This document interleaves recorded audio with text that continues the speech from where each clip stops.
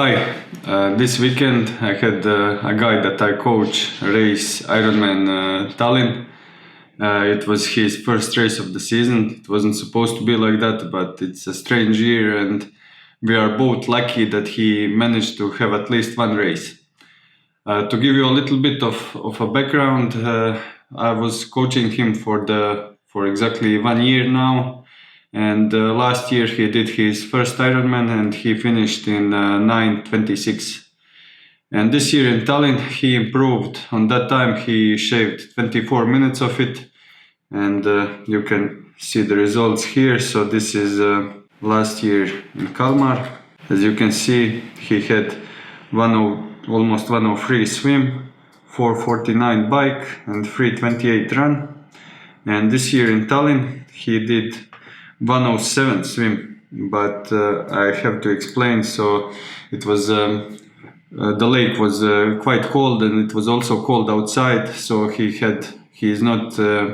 doesn't tolerate the cold so well, and he had some cramps. He was fighting with cramps. Even thought about quitting the race, but well, he managed to keep on. Lost some more time in T1 because of the frozen legs.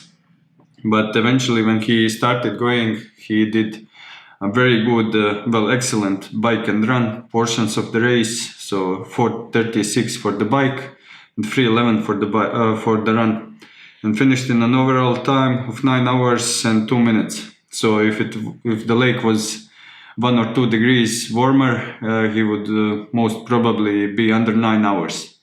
And he was a little bit unlucky because, as it stands now, he will miss on a Kona slot. So he was first below the line. But well, it is what it is. And if he keeps improving on this rate, then he will qualify at the next race he does. But what I want to talk about today is his training volume. So I'm curious about what you think his training volume is. So if you want, you can pause the video now and post in the comment what you think average volume for the 10 weeks leading into the race, not counting race week, what the average training hours were in that period.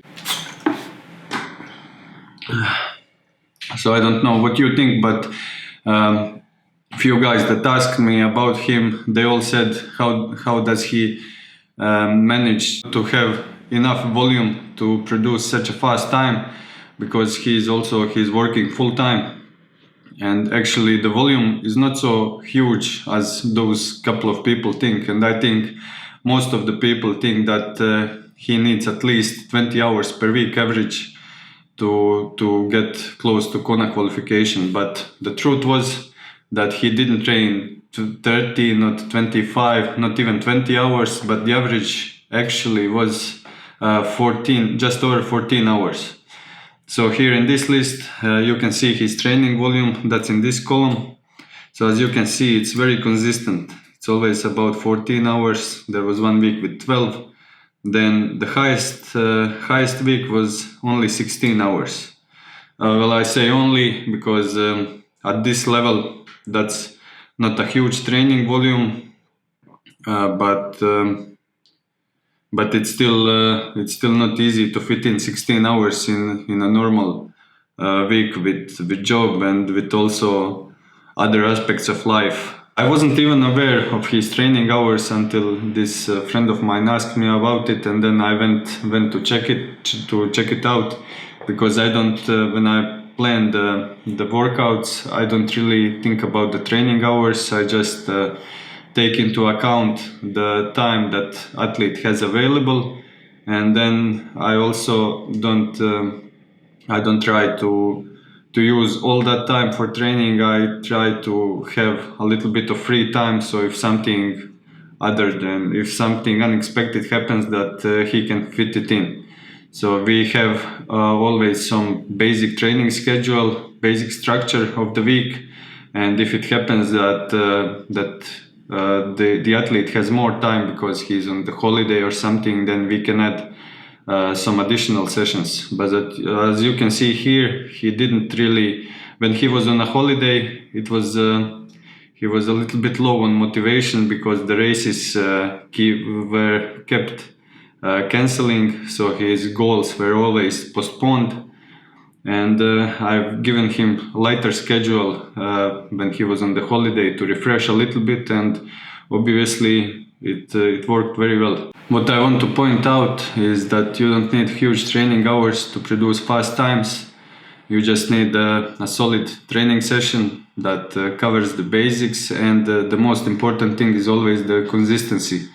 And people often forget about it, so when they go on a holiday, they do big weeks of, 25-30 hours, and then they either get injured or they need 2 weeks to recover after that. So I'm always, I try to avoid big weeks and also big sessions.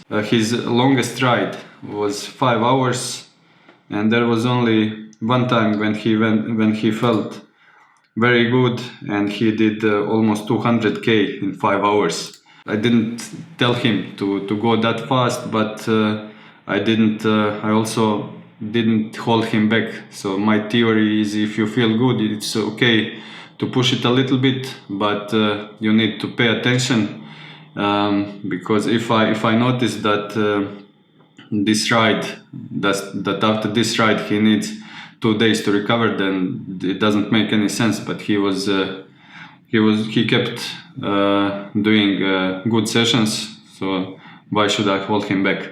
And also the longest run was actually for him.